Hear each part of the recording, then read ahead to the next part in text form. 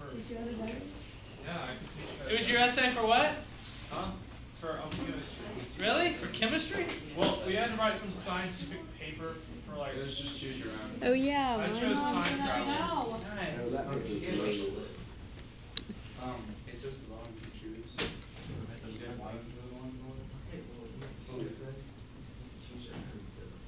All right, here's the deal. Are you ready for the deal? Deal or no deal? The deal is, I don't have time to spend on every chapter in this book because the semester is not long enough. At the rate we were going, we would need another 3 weeks or so to finish the semester. So these chapters, 14, 15, 16, I've kind of just, we're just going to spend one day on each of them. I would focus on the stuff that I'm saying. Okay? I will have questions over the entire chapter, but most of the questions are on stuff I talk about.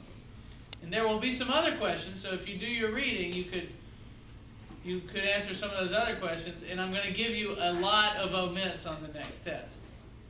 A high number of omits, too. Why? So there may be some questions that I don't talk about that are on the test, and the only way you could have got them is to read. Or you can omit them, which is fine. Because I do want to reward people who do the reading. So, this chapter's on galaxies.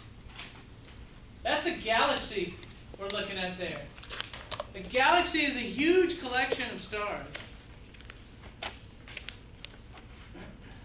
And the first thing, chapter 14 is about our galaxy, the Milky Way Galaxy. And I don't have time to leave it on all the notes. So I'm just going to skip to the pictures here. But here's our galaxy, the Milky Way, is what we call our galaxy. And our Earth goes around the sun, and our sun lies in the Milky Way Galaxy. And the Milky Way Galaxy is shaped kind of like a flying saucer. It's got a thick disk in the middle called the galactic bulge. A thick bulge in the middle. And then it's got a disk that spreads out on either side, on all sides.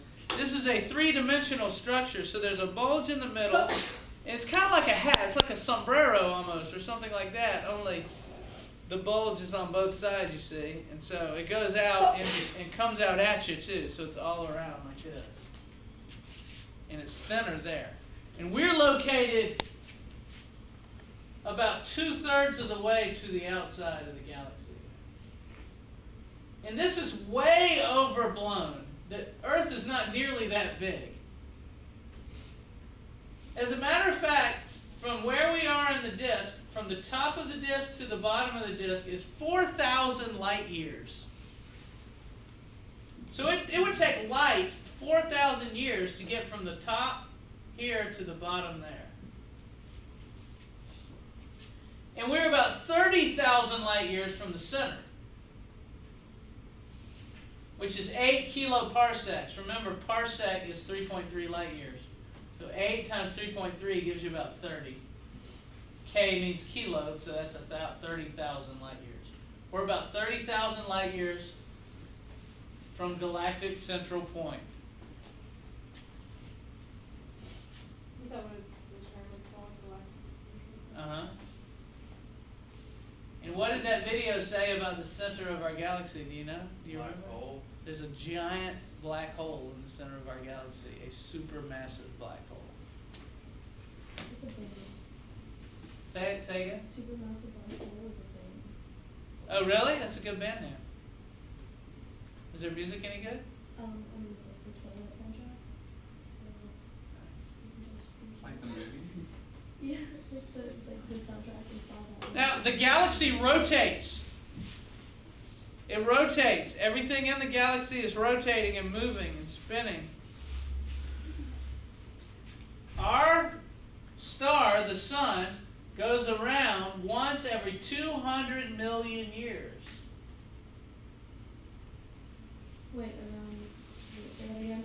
In 200 million years, our sun will go around once and return to where it was. The sun? Our sun goes around the galaxy once every 200 million years.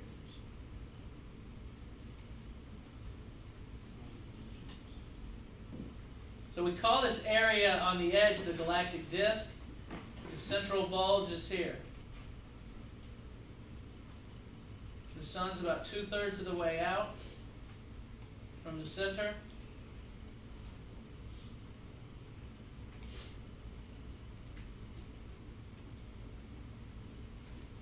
And this is what it looks like from our view.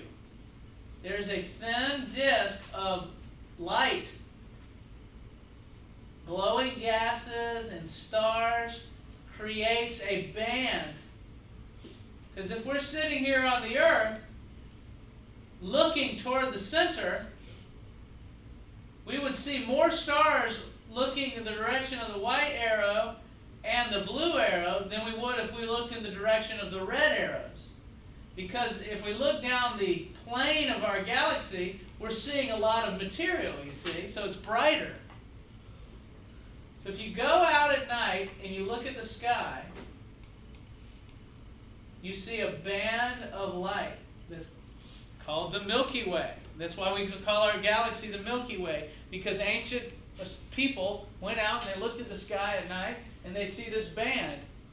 It's about that wide, if with your arm fully extended, that's kind of light colored, and it goes all the way across the sky. And that's looking down the plane of our galaxy. The ancient people thought it was milk in the sky. They didn't know what it was. They called it the Milky Way. It's actually, you're looking down into our galaxy, or through the plane of our galaxy. We think our galaxy is a spiral galaxy.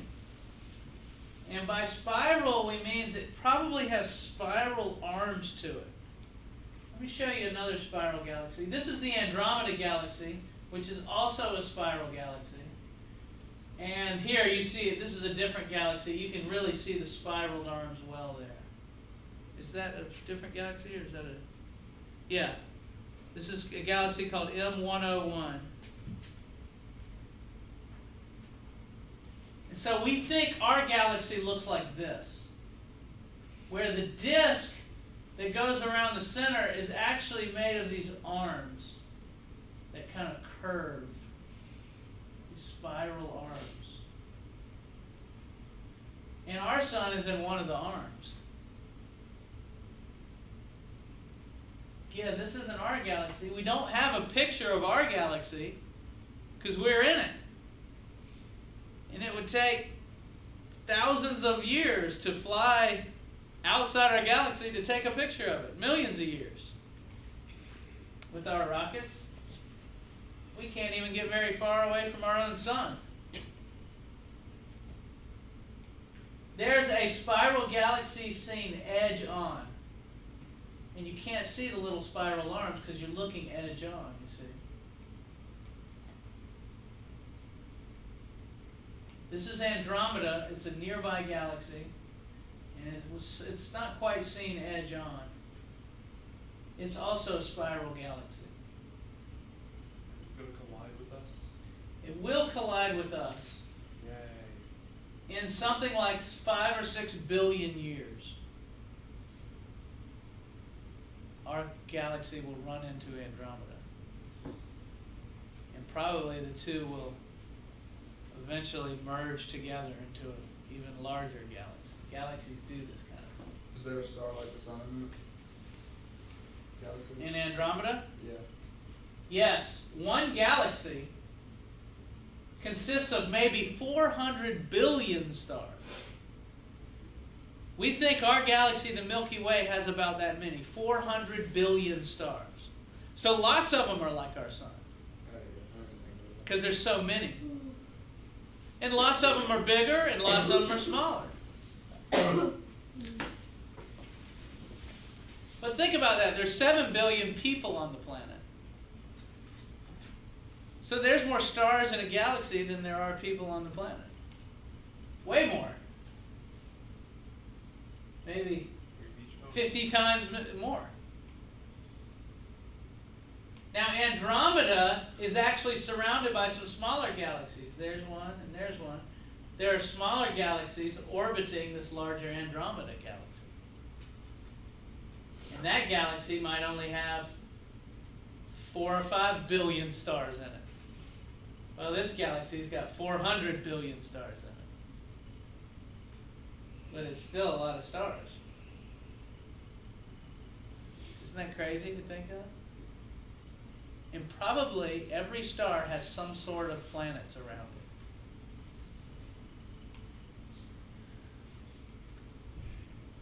Maybe not every star, but most stars probably have planets around them. This was a guy, his name was William Herschel. And he tried to figure out the shape of our galaxy in early times. That's his telescope. Wait, how do you spell his last name? Herschel, like Herschel Walker. Herschel. We tried to. Herschel. He tried to find the shape of our galaxy. And this was his original drawing of the shape of our galaxy. Now he did it by counting stars in different directions. He'd look this way through his telescope and count how many stars he could find. Then he'd look that way through his telescope and count how many stars he could find. Then he'd look that way and he'd look that way. And after years of doing this, he said, in directions where there's more stars, the galaxy's probably longer. And in directions where there's less stars, the galaxy's probably shorter. And so that's the drawing he made of our galaxy from his original calculations. It's not great, but it's not bad. What he didn't understand was that there's also dust and gas that block a lot of the light. And you can't really get a good idea of the shape of our galaxy with a light telescope, a telescope that senses light. It's best seen through, can you guess what type of telescope? Can see through all the gas and dust? Radio telescopes. Radio telescopes see through all the gas and dust and can just count stars. And once we find the distances to the stars by our different triangulation methods and so forth, we can get a good shape to a galaxy.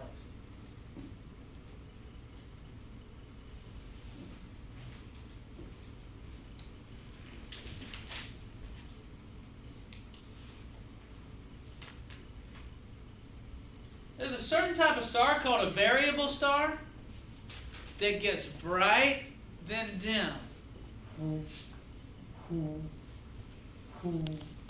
This type of variable star does it about twice a day. Bright, dim, bright, dim. There's another type of variable star that gets bright and dim on a scale of weeks. And we can use these variable stars to gauge distance because the variable stars are always the same brightness. And so they can come up really well with distances to variable stars because they know the brightness. So if it's real dim, it must be real far away because you know how bright it's supposed to be.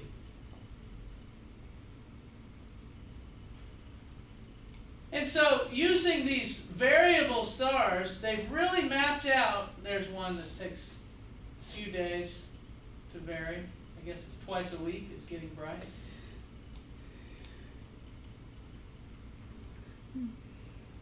They're called Leary and Cepheid stars.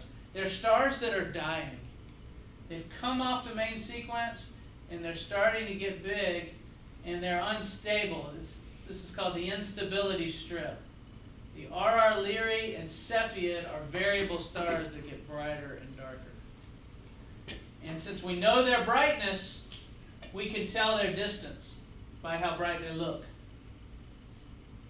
We know their actual brightness.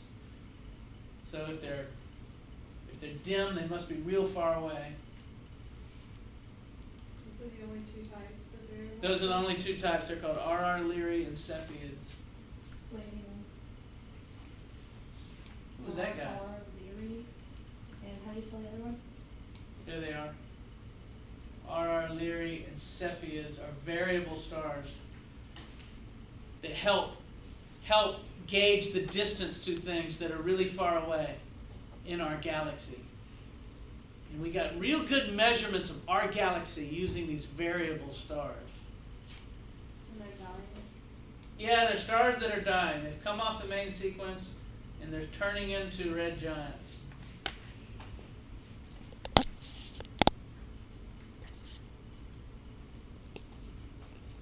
The book goes into some detail about how you find distance using these variable stars. This was a guy named Harlow Shapley.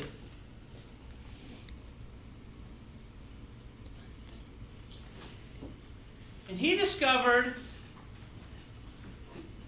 that there are these huge clusters of stars around our galaxy in certain areas. And he could tell the distance of them because they all had variable stars in them. And he mapped all the variable stars in these clusters. They're called globular clusters.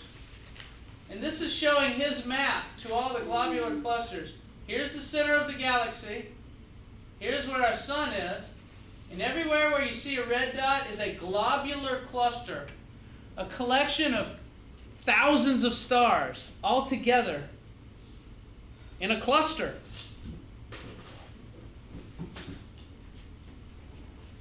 And they form this kind of regular pattern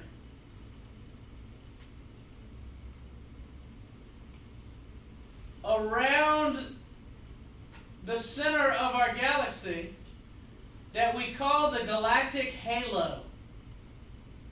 See these globular clusters? You've got to add those in to your idea of what our galaxy looks like. Whenever you see somebody draw a picture of our galaxy somewhere, they usually don't put in this galactic halo, which includes all these old clusters.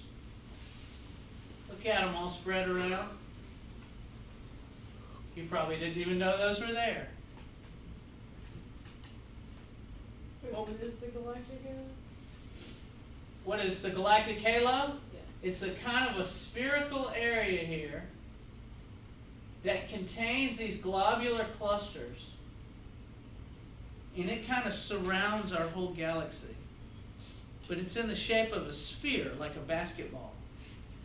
So you take our normal galaxy I just told you about, and add in this huge halo with globular clusters, thousands of stars in each globular cluster.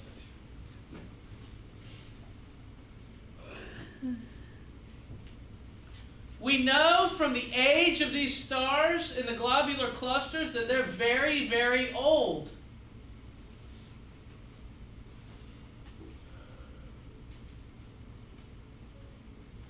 And what they are the remnants of our galaxy when it was young.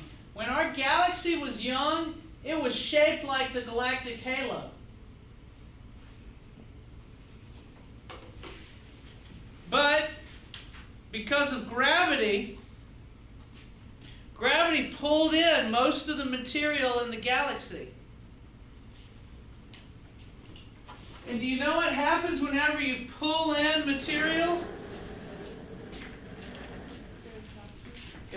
It starts spinning faster, a lot faster.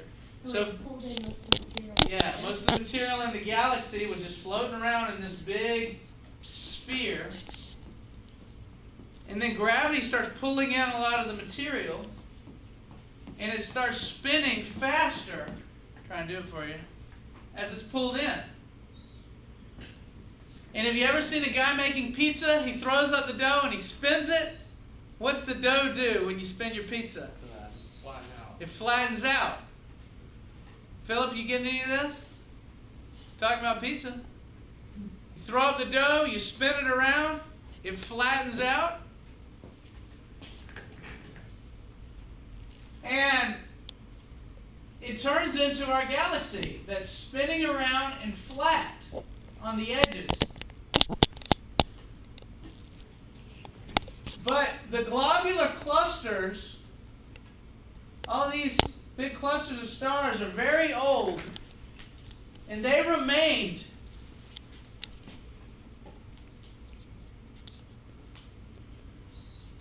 and that's the remnant of the big ball of material that was there to begin with.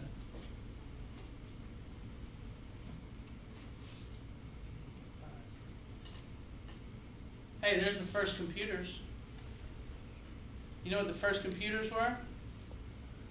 A bunch of women in a room. Think I'm lying?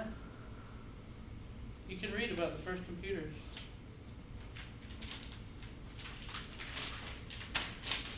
Page 384.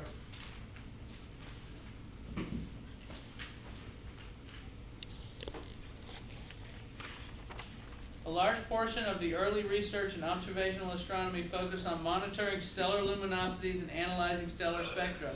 Much of this pioneering work was done using photographic methods. What is not so well known is that most of the labor was accomplished by women. Around the turn of the century, a few dozen dedicated women, assistants at the Harvard College Observatory, created an enormous database by observing, sorting, measuring, and calculating photographic information that helped form the foundation of modern astronomy. That was the first computer. A bunch of women in a room. Is that interesting? You wanted an answer, you stuck the question in the room, and then it came back out later with the answer. It's like a computer. No? Not interested? Okay, so here we have these arrows show the movements of the stars in our galaxy. All the stars that are in the disk move in an orderly direction around the bulge. But all the stars in the halo move in random directions because they weren't associated with the material that was pulled inward and started spinning. So they have their own movement.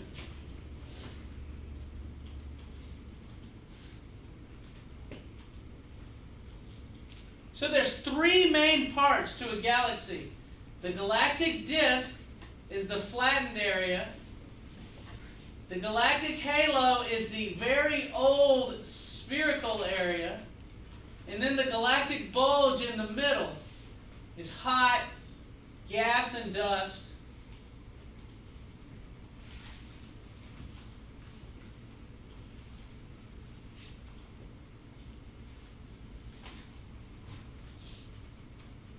And this is kind of a summary of the formation of our galaxy. Huge clouds of gas and dust floating around in space combine to form one large cloud of gas and dust. And as that collapses, it starts spinning. And there's still some remnant material left out there.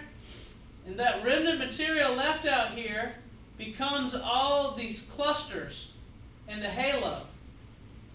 And the spinning material on the inside becomes the disk of our galaxy and the bulge of the galaxy. That's the birth of a galaxy from start to finish, the formation of a galaxy.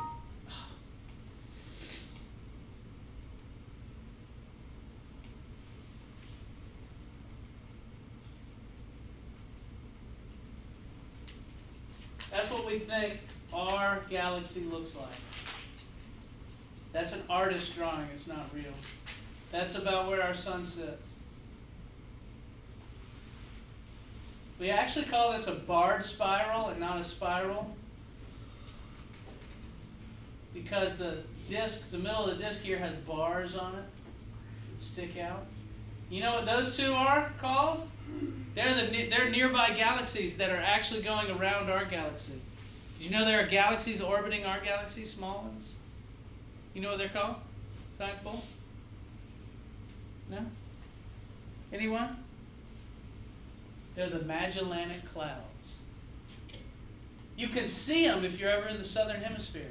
Has anyone here ever been to the southern hemisphere? No? If you go down to South America and you go out at night and look up in the sky, you'll see two faint blobs of light. And you'll go, what are those faint blobs of light? And the guy next to you will go, the Magellanic Clouds. And you'll go, cool. That's another artist drawing of our galaxy.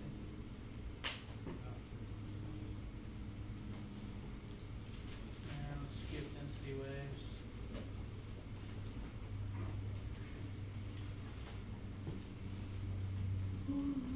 Oh, let's talk about dark matter. There's one last thing you need to know about our galaxy.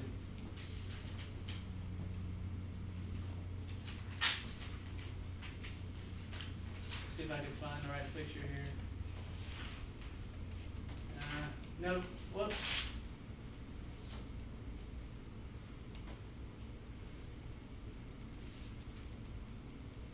They know how fast the galaxy is spinning. I'm trying to find a good picture of our galaxy.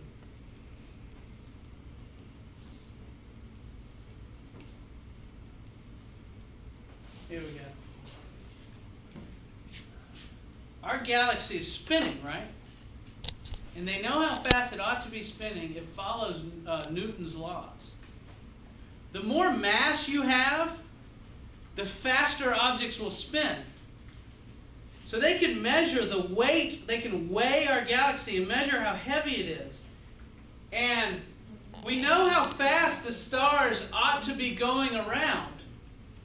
What is it, the more mass you have, the faster you Yeah, the faster you spin, because there's more gravity, you see. It'd be like if you're dancing with somebody.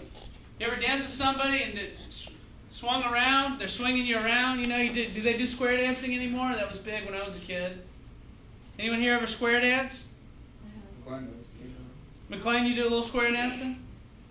Well, if you've ever square danced with a guy that's real big and he grabs your arm and he'll swing you around, I mean, you'll fly around real fast with a big guy. He's got more mass. Stars do the same thing. And so they measured how fast the stars are moving around our galaxy. And what they realized, that the stars weren't moving the right speed. The stars were going around way too fast for the mass that they thought existed in our galaxy. And the conclusion they came to, here's our galaxy. Isn't that a good drawing? I'm such a good drawer. These stars on the edge of our galaxy should be moving at a certain speed. And they're moving way faster than they should be moving. And the conclusion they can draw from this is that there's something surrounding our galaxy. Something big. There's more material in our galaxy than we thought.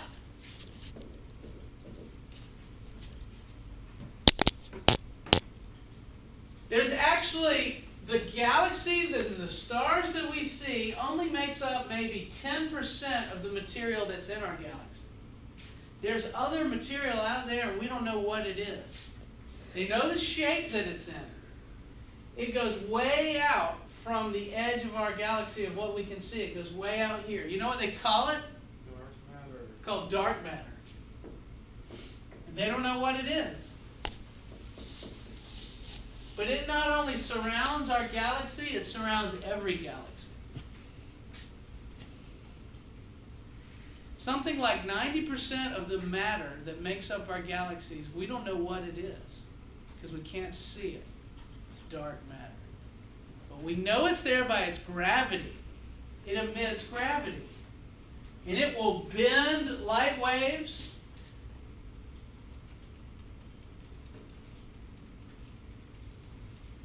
Show you something interesting. Dark matter is some of the coolest. It's one of the top 3 mysteries of science. What is dark matter? I don't know what it is.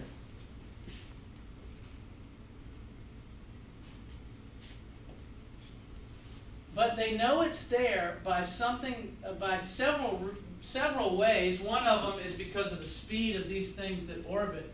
Another thing is called gravitational lensing. Here is some object that moves in front of this star. And this object is not giving off any light. But when this object moves in front of this star, here's an observer that's standing on the Earth looking. All of a sudden, the background star will get brighter. You'll just be looking, and then that star will get brighter and then dim again. The reason why is because this object in the foreground that goes by, it lenses, it deflects the light coming off this star back inward so that more of the light is reaching the eye of the observer. And then when it goes by, that's not happening anymore. So for a brief period of time, the object gets brighter. And that means a piece of dark matter, something that you couldn't see, went in front of an object and lensed the light. It'd be kind of like taking a Coke bottle, or this thing right here, and running it in front of a light. If I had a light. Imagine if I were holding a lighter up here, a cell phone or something. This is my cell phone.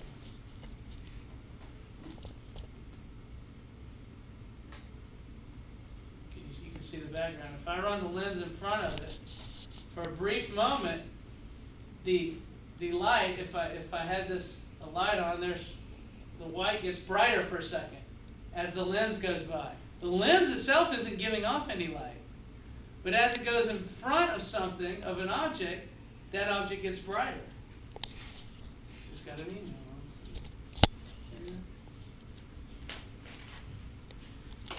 So we can tell that there's a lot of matter, dark matter, around all of the objects we see out there, even galaxies, because when a galaxy moves in front of our viewing angle, if a galaxy moves by, it will lens stars behind of it because of all this material.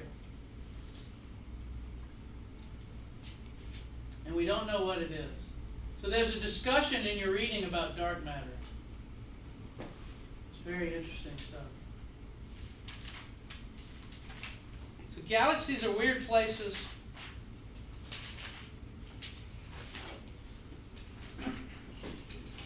Huge collections of stars, dark matter. We're in one. Oh, and by the way, you know how many galaxies they've been able to spot with the telescope? About 200 or 300 billion. It's just an estimate. They focus on a tiny patch of the sky with the Hubble Space Telescope, and they count the number of galaxies they can see in that tiny patch of the sky, and then they multiply that out by the entire sky and come up with that number. They say there's about 200 or 300 billion galaxies in the visible universe.